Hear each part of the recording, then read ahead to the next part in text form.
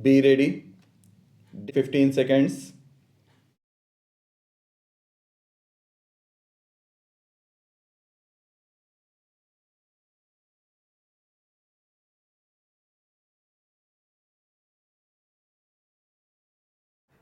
Basically, what do we want from our foreign policy? What is the ideal we pursue? Is that ideal divorced from the practical interest of the country, or is it allied with it? As it happens, our ideal and practical interests are the same. No government can afford, however idealistic it may be, to leave or neglect the practical interest of the country. We have believed that freedom is indivisible, that peace is indivisible, that economic prosperity is indivisible. And these are the fundamentals on which our foreign policy is based. We have stood for the freedom of all countries, even when we were not free, when we were in no position to help other countries, we went out of our way to give them whatever moral and other support we could. And I know that that moral support was welcomed and it did help these countries. Today we have the same stand. We know that joining together with the Afro Asian group is not going to immediately strengthen any of the countries who belong to that group. But we know that there is no other way of strengthening them either. We share the common problems, common difficulties, common threats having stability within our country and by having economic progress.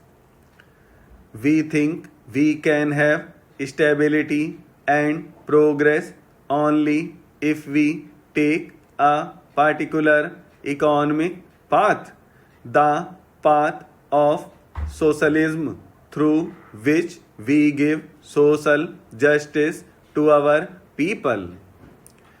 It is the same social justice in the international sphere for which we stand. We believe that while there is poor nations and rich nations, there is bound to be tension. There is not only tension between the poor and the rich, but there is tension among the rich because of their desire to control or to influence the developing nations. This is how in the past most wars took place, and this is the reason for much of the tension today. Yet you find that in spite of this tension, again and again, countries try to follow the path which we have advocated, namely the path of conciliation and of trying to solve problems by means of negotiation rather than by war. In my Independence Day speech, I spoke about two recent events. no two countries could have fought more bitterly than the Soviet Union and Germany. Now, foreign policy has to be based on one's historical and geographical background. That is, we see the world from where we are. Other countries see the world from where they are. So we cannot possibly see it from exactly the same angle. We have certain countries for our neighbors. So it is important what relationship we have with our neighboring countries. If we are a long way from other countries, we can look at them from different angles. We also find that in the making of the foreign policy of any country, and perhaps especially of India, there are certain intangible elements which are just as important or decisive in forming our point of view. It perhaps is easier to pursue foreign policy and fashion our relations with other countries if one is a rich and a powerful nation. Now, India is not a rich or a powerful nation, and we have to keep that in view. It is no use going as we are, but we have made up for our lack of riches and power with some other quality.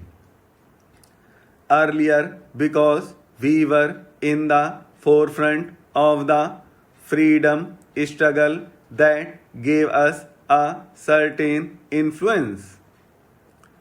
Also, because we had leaders of stature who were able to give inspiration to other countries who were in similar position as we were. Today, that situation has changed. All these countries have been free for a number of years. They are all trying to stand on their own feet, and none of them would like to be guided by any other country. They would like to have friends, but they would not like to feel that any one country is superior to them. We ourselves perhaps would not like that position. So we can understand that other countries, and especially countries which are smaller, do not like the position, and we should be very careful that at no time we give an impression that we are wanting to take a leading position. That would immediately mean that we are trying to push them towards a somewhat backward position. So, when we find ourselves in the situation which were in, that is, in an extremely difficult economic and political situation where you do not have power, then either you have to stand firm on your convictions and try to strengthen yourself, or you strengthen yourself through alliances.